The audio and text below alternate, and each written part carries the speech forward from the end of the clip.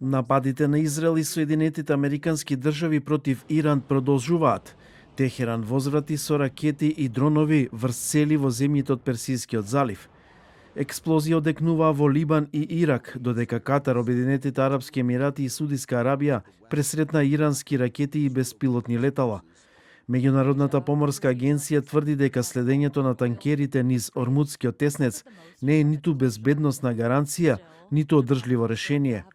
Американскиот претседател Доналд Трамп верува дека нападот врз Исламската република е оправдан, бидејќи воспротивно би избувнал нуклеарен конфликт и трета светска војна.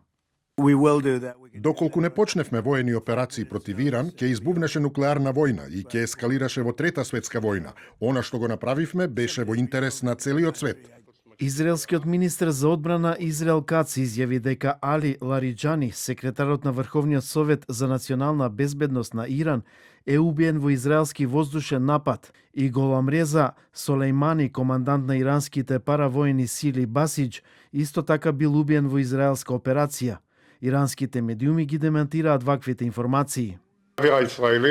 Лариџани, командантот на Басидж, беа елиминирани преку ноќ и му се придружија на раководителот на програмата за уништување Хамнеи и на сите елиминирани членови на оската на злото во длабочините на пеколот. Иранската револуционерна гарда возврати со ракетирање врз Израел и повеќе земји во Персискиот залив. Американската амбасада во Багдад беше цел на најинтензивниот бран напади со беспилотни летала и ракети од почетокот на конфликтот. Техеран ги предупреди Соединетите Американски држави да не распоредуваат трупи на нивна територија.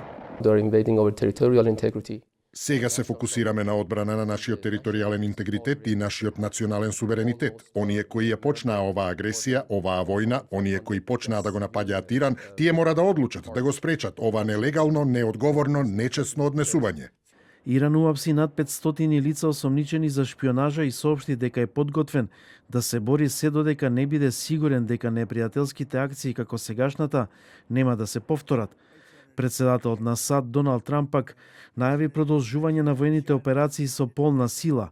Тој исто така изјави дека американската армија во Иран веќе погодила повеќе од 7000 цели и речиси целосно уништила ракетни и беспилотни летала како и морнарицата. Трамп исто така побара првенствено од сојузниците на НАТО да се вклучат во деблокирање на затворениот Ормудски теснец, заканувајќи се со не толку светла иднина за алијансата.